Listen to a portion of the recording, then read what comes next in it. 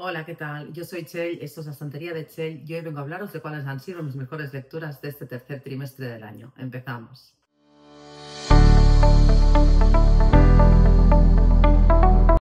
Hoy vengo a hablaros de 6 libros que son mis 6 5 estrellas de este tercer trimestre. La verdad es que 4 de los 6 los leí en julio y después ha habido uno en agosto y otro en septiembre. El de septiembre os lo comenté la semana pasada en el vídeo de lecturas de septiembre, entonces si, bueno, lo tenéis como más reciente, ¿no? Y los otros, quizá de los de julio no os hablé porque todavía no tenía el canal de YouTube. Entonces, bueno, empiezo por los de julio, que no os he hablado de ellos. El de agosto sí que seguramente os lo comenté en el vídeo de agosto y el de septiembre también, pero igualmente me apetece hablaros otra vez de ellos.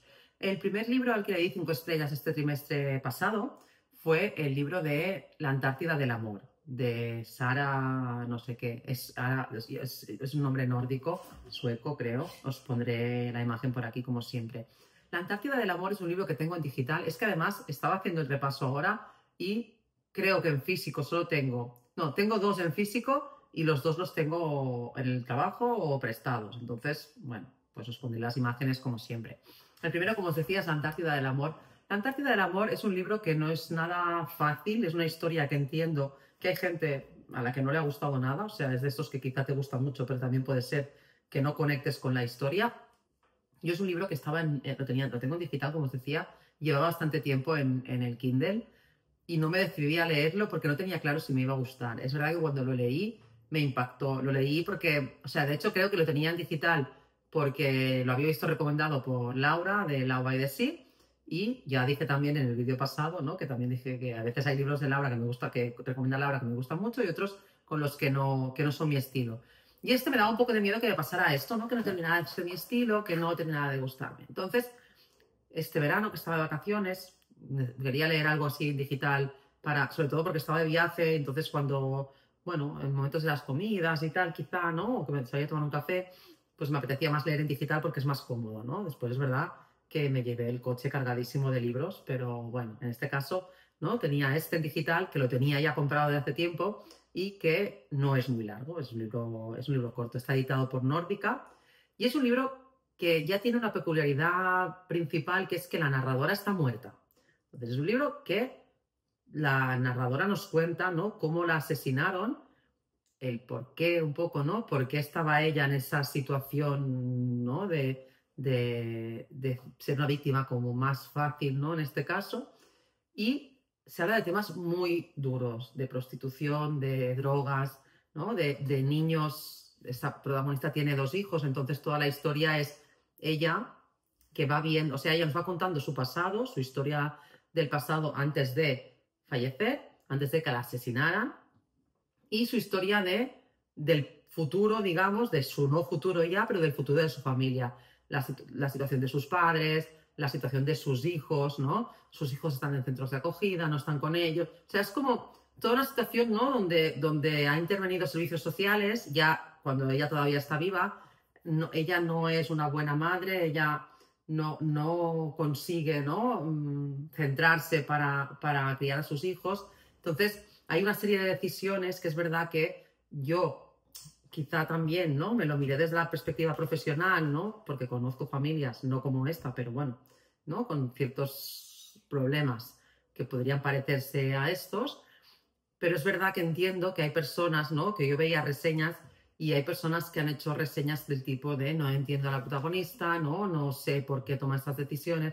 Bueno, al final es ficción, pero sí que es verdad que es un tipo de ficción que es muy realista y es muy dura. Es una historia muy cruda, es una historia que realmente remueve y que la protagonista no termina de caernos bien, no empatizamos nada con ella en muchos momentos. Entonces, estamos un poco en esta situación de no, evidentemente, no quiero que la maten, ¿no? O no querría que la mataran, pero tampoco creo que se esté comportando de forma adecuada, ¿no? Entonces nos movemos un poco entre estos 2 polos y vamos viendo también cómo va evolucionando su propia familia una vez ella ya no está.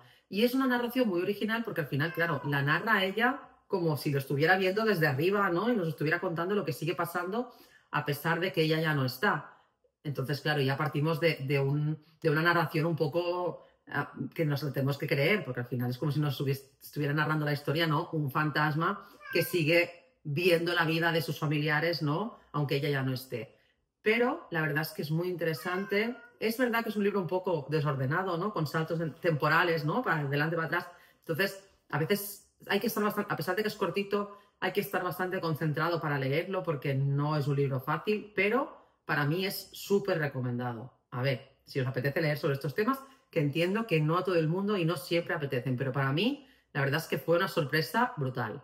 El segundo 5 estrellas fue otra súper sorpresa. Se trata de El hilo dorado de Lara Belli.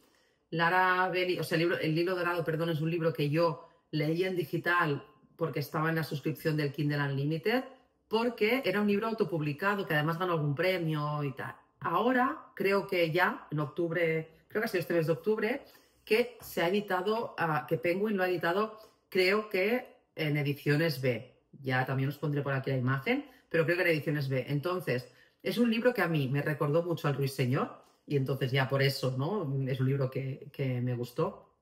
Habla de la Segunda Guerra Mundial, de la ocupación, ¿no? De los nazis cuando ocuparon Francia, de un pueblecito de Francia tranquilo, con una vida, ¿no? Los jóvenes salen a pasear, quedan con sus amigos, van al cine y de repente llegan los nazis y empiezan a cambiar cosas en el pueblo. Y habla del presente cuando Vera, que es una chica de Madrid, va a visitar, ella se acaba de separar, entonces va a visitar a su abuela. Su abuelo supuestamente ha desaparecido, su abuela tiene Alzheimer y a través de diferentes cosas, o sea, cartas, otro testimonio, ¿no? Que ha recogido, o sea, una persona que ha recogido el testimonio de la abuela cuando todavía no recordaba más cosas, tal.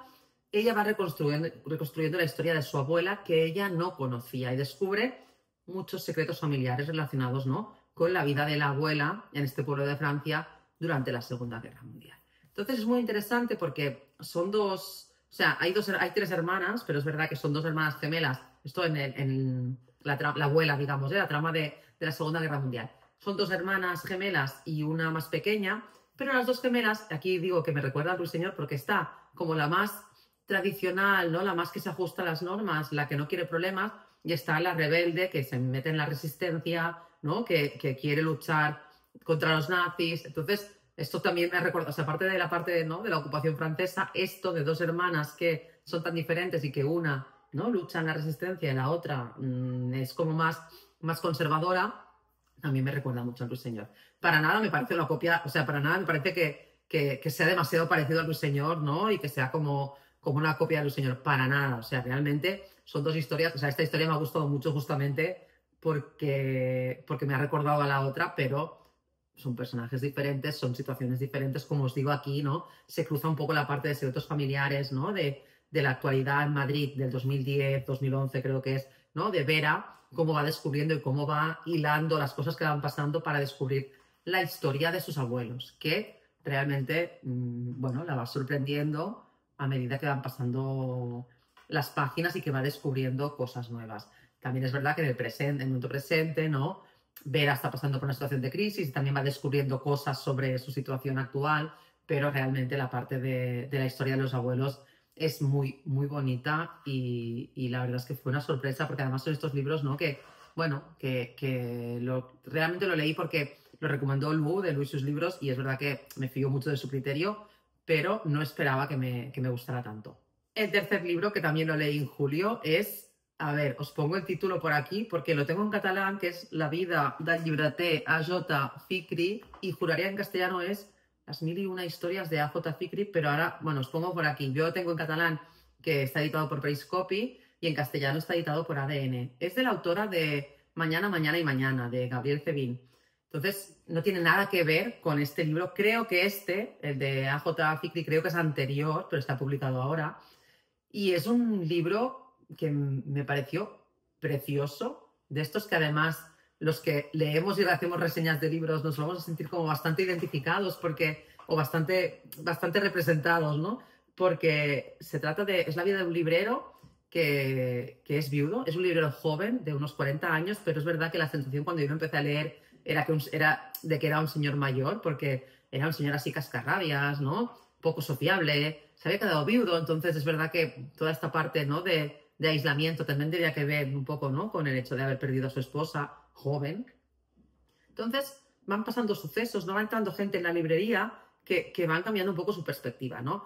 Hay un suceso que es que le roban un libro, como una primera edición o algo que tenía allí él, creo que en su casa, como su cláusula de jubilación, ¿no? Porque esto va a subir de precio en algún momento, lo voy a vender y me voy a poder jubilar. Y después pasan otras cosas como que va una chica de una editorial a presentarle las novedades de la temporada y él también es como bastante borde con ella, pero ella le recomienda un libro de su editorial y él lo lee.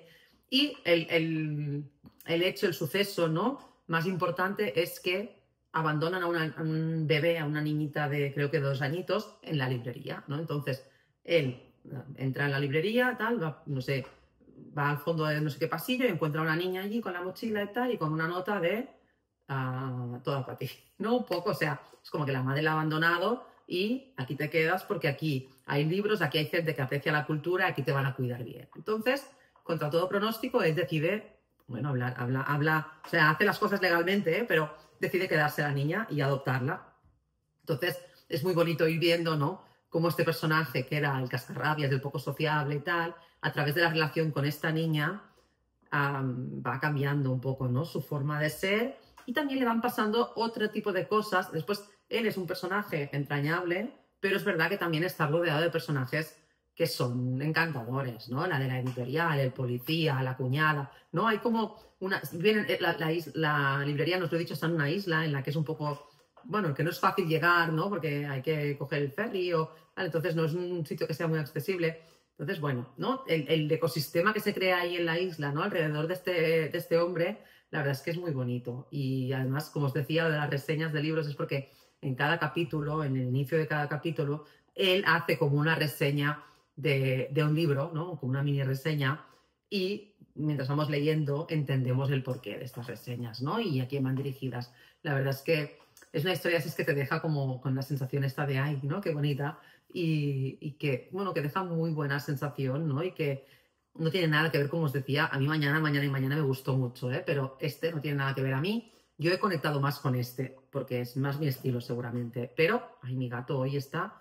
Hace un rato no aparecía y ahora está apareciendo aquí mordiéndome. Antes no lo veías, me estaba mordiendo los pies y ahora me está mordiendo el brazo porque él sí o sí tiene que salir en el vídeo. Entonces, como os decía, este libro súper recomendado. Y el cuarto libro al que le di 5 estrellas este trimestre es El Pequeño País. Sí, Pequeño País. Es que ahora en catalán creo que es un país petit, ¿no? Que sea como al revés. Pequeño País, de Gaël Faye. Gaël Faye es un autor del que había leído en mayo o en junio, un libro que se llama El Jacarandá, que me gustó mucho, sobre el conflicto de Ruanda. Y este es que también habla de lo mismo. Entonces, este está ambientado en Burundi, no está ambientado en Ruanda, pero al final, ¿no? Es el tema que, bueno, ¿no? El conflicto en un sitio termina siendo el conflicto en otro, ¿no? Y el reflejo de una situación, ¿no? Porque la madre, al final hay una parte como muy parecida, que es que en el Jacarandá parten desde Francia, digamos, ¿no? La familia vive en Francia, la madre es de Ruanda, el padre es francés y el niño crece un poco sin saber muy bien, ¿no? La historia de su madre en Ruanda y por qué se fue del país. Y viven en Burundi, pero también padre francés, madre de Ruanda y el niño que conoce la historia, ¿no? Entonces es diferente porque el de Jacarandá empieza como que el niño es un adolescente y va creciendo, se va haciendo adulto y va aproximándose al país de su madre para conocer más de la historia de su madre. Y es como que nos narra el conflicto en directo, ¿no? Entonces nos narra lo que está pasando en Ruanda, que también está pasando en Burundi al mismo tiempo. Quiero decir que quizá, ¿no? Lo que veíamos en las noticias en aquel momento es el conflicto de Ruanda, ¿no? El genocidio de Ruanda, la masacre que hubo. Es que yo cuando leí el Jacarandá me impactó muchísimo porque también yo cuando, ¿no? El otro día lo decía con lo de la guerra de Bosnia, ¿no? De Ruanda también me acuerdo de Ruanda, de escuchar en la tele, ¿no? De ver en la tele hablar en las noticias, ¿no? Sobre Ruanda, pero claro, realmente en aquella época ni idea, porque era en el 92 o por ahí, ni idea de lo que estaba pasando, entonces realmente claro, cómo masacraron, ¿no? A los Hutus, a los Tutsis. Bueno, si buscáis información, o sí, probablemente no, ya es un tema del que conozcáis algo, me pareció brutal.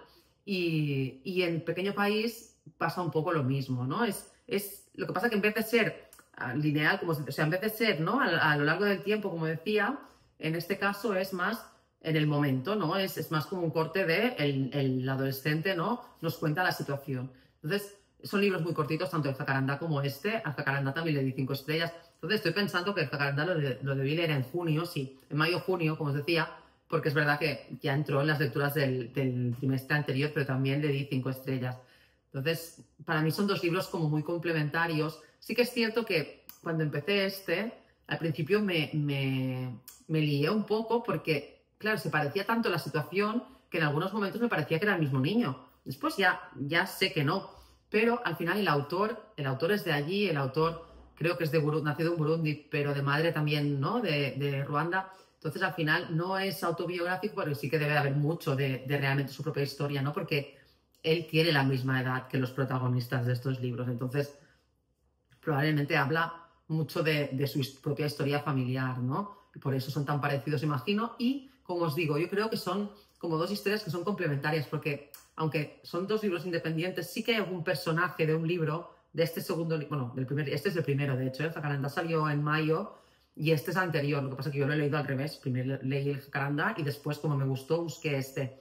Son dos libros, como os decía, complementarios, porque la parte de cuando el protagonista de Jacarandá es adolescente pasa al mismo tiempo que cuando este es adolescente. Y hay personajes que son los mismos. O sea, hay personajes de este libro que salen en el Jacarandá. Sí, quizá en el Jacarandá tienen más importancia que en este, quizá aquí son más secundarios, pero hay algún nombre, algún personaje, ¿no? Alguna referencia a algún personaje que ya conocemos también en el otro libro. Entonces, como os digo, no es que continúen, no es que sea ni una saga, ni una trilogía, ni nada, sino que yo creo que son dos libros que se complementan muy bien. Mis 5 estrellas de agosto fue Los chicos de la Níquel, también ya os hablé de él, hice un sorteo en Instagram, ya creo que os lo dije por aquí, ya lo sorteé a mitad de septiembre. Los chicos de la Níquel es un libro que me impactó mucho, es un libro que estoy pensando que sí que lo tengo por aquí en físico, pero sí, lo tengo aquí, pero lo tengo en catalán. Entonces, bueno, es este, Los chicos de la Níquel. Este no, es el único que no tenía prestado. En catalán es Las noies de la Níquel, quiero decir, el título es muy parecido. Y es un libro que está basado, a pesar de que la níquel en sí no existe, pero sí que está basado en un reformatorio real. O sea, en un reformatorio de Estados Unidos de los años 60 o por ahí, en el que internaban a menores de edad por diferentes tipos de delitos o sospecha de delitos. Porque es verdad que las causas que llevaban a los chicos a la níquel, bueno, son muy relativas, ¿no? Entonces, el caso del protagonista justamente es un caso que él entra en la níquel un poco accidentalmente por un error, pero entra en la níquel, con la peculiaridad que él además es negro y es la época de la lucha por los derechos de los negros en Estados Unidos, de las manifestaciones, ¿no? De la lucha por los derechos civiles. Entonces, claro, en un clima ya removido donde hay mucho racismo, en el reformatorio este clima también, ¿no? Se da. Entonces está la residencia de los negros, la de los blancos, ¿no? Y hay como unos derechos implícitos, ¿no? De unos más que otros. Entonces, en este reformatorio hay torturas, desaparecen chicos. Es una historia muy dura, es una historia muy brutal lo que sucede. O sea, yo creo que hay una parte que quizá no hace falta. Hay una parte que sí que es más descriptiva, algunas cosas, ¿no? Pero yo creo que sin describir mucho, el autor consigue que imaginemos incluso más. O sea, es como que imaginamos lo que debería ser vivir allí, ¿no? Y es una situación de poner los pelos de punta realmente, ¿no? De cómo puede ser, ¿no? Que a estos chicos les hagan estas cosas y que quede impune y no pase nada y no se entere nadie, ¿no? Es como que a las familias les decían que se habían escapado, o sea, ¿no? Niños que habían desaparecido, las familias pues les decían esto, ¿no? Que se habían escapado. Entonces, hay una parte de la historia que está ambientada más en el presente y el protagonista es como que desde la actualidad, desde su vida actual después de la níquel, nos cuenta cómo fue, ¿no? Su paso por esta institución. La verdad es que quizás es un libro que no es fácil, y es verdad que no, que más de una persona, o sea, mucha gente me ha dicho que le ha encantado, pero también otras personas me han dicho que entienden la dureza de la historia, pero quizá no terminan de engancharse, no terminan de conectar. A mí me gustó mucho y entiendo que, bueno, como todo, ¿no? Los libros al final, los gustos son muy subjetivos. A mí me gustó mucho y sobre todo el final me pareció brutal. Entonces, tampoco es un libro muy largo. Es un libro que, os tiene que apetecer leerlo porque no es un libro fácil y es un libro que si conectamos con él, ¿no? Remueve bastante, pero yo ya os lo dije en el momento que lo leí y lo vuelvo a repetir, os lo recomiendo mucho. Y el último, que me repito porque ya os lo conté en el vídeo de la semana pasada, por lo tanto no me voy a alargar mucho, es Han cantado bingo de la Ana Corujo. Es un libro editado por Reservoir Books de Penguin y es un libro que me encantó. O sea, yo creo que de los 6 que os he dicho, contando este estoy segura que va a estar en las mejores lecturas del año, segurísima. A ver, estamos en octubre ya, entonces, hombre, no creo que ya llevo, ¿no? 9 meses de libros leídos, entonces no creo que en los 3 meses que quedan para terminar el año de repente aparezcan 10 5 estrellas, que ya sería brutal, y que me hayan gustado más que Han cantado bingo, ¿no? Pero es verdad que ahora así, haciendo el repaso de los libros del año, que es verdad que he leído mucho, entonces después cuando me pongo a hacer el top 10 del año, bueno, me sorprendo porque digo, ay, este no me acordaba que lo había leído y tal, porque quizá como he leído tanto, hay alguna cosa que pienso que la he leído el año pasado y es de este año, ¿no? Pero sí que es verdad que estoy segura que va a estar en los mejores del año, porque, como os decía la semana pasada, si queréis ir a recuperar el vídeo de la semana pasada, ¿no? Ya os hablo de él, pero es una historia de esas que me dejó emocionada, terminé de leerlo y me fui a trabajar así con la sensación esta de, y todavía ahora, ¿no? Que hace un mes que lo leí o más ya, porque lo leí a principios de septiembre, todavía ahora me acuerdo de las dos hermanas, me acuerdo de la historia, sobre todo de la ambientación, ¿no? Del libro, y la verdad es que me parece muy, muy bonito. Como veis, me estoy peleando con el gato, ya llevo rato, y hoy no sé qué le pasa, pero hay días que me deja grabar tranquila, y hoy ve que muevo las manos y se está poniendo nervioso, y me está mordiendo, que es lo peor. Entonces, como os decía, este libro, no me voy a enrollar más, porque ya os conté, ¿no? Que eran dos hermanas en Lanzarote, que viven allí al lado del volcán, con unos padres que van al bar y que las tienen por ahí en el bar entretenidas como pueden, con una abuela que va al bingo y ellas aprovechan para escaparse a jugar, ¿no? A los pies del volcán. Y hay un suceso que no os cuento, porque la autora tampoco lo cuenta en la sinopsis, digamos, entonces es como para descubrirlo. Y como el libro no es lineal, que va saltando un poco, ¿no? A nivel de momentos temporales, va dando saltos hacia adelante, hacia atrás, entonces a veces al principio, ¿no? Hay como que situarse porque no sabemos muy bien en qué momento está situada, ¿no? La trama de cada capítulo. Es algo que vamos descubriendo, ¿no? Poco a poco, ¿no? El suceso lo que ha pasado lo vamos descubriendo como muy poco a poco, ¿no? A través de estos saltos en la historia. A través de, sobre todo, una de las hermanas protagonistas. Entonces, es muy interesante, es un libro que es una historia dura, es una historia triste, es una historia de hacerse mayor, de pérdidas, ¿no? De la relación que tenemos a veces con el pasado, ¿no? Con las leyendas o con las cargas familiares, ¿no? Con el peso que llevamos a veces, ¿no? El peso de carga familiar, pero a veces de carga familiar relacionado más con cosas que han puesto los demás en nosotros y no tanto con una carga real que llevemos. Perdón, porque me estoy quedando sin... Bueno, suerte que ya estoy terminando porque mi voz creo que no va a aguantar más. Entonces esto, ¿no? Con las cargas que a veces, ¿no? Con el rol que nos ha dado la familia a veces, ¿no? La responsabilidad, ¿no? Sin darnos cuenta, a veces las familias ponen en nosotros cosas que nos supone una carga demasiado pesada llevarlas, ¿no? Es como si a mí me han hecho responsable de este secreto familiar o de esta función en la familia, ¿no? A veces llega un punto que quizá ya no puedo más con ella, quizá no quiero seguir siendo la responsable o quizá... Entonces, bueno, sí, ahora parece que me he ido un poco del libro porque realmente no quiero contaros lo que pasa en el libro de verdad, pero sí que un poco tiene que ver con esto, ¿no? Con una serie de circunstancias que la protagonista, sobre todo de la historia, tiene que poder procesar y poder no olvidar, pero sí poderse como desenganchar de ellas, ¿no? Entonces, es un libro que, os digo, habla de temas duros, pero están tratados de una forma muy bonita, muy poética. Hay realismo mágico, ¿no? Entonces, hay la cantidad justa de realismo mágico para que a mí no me saque de la historia.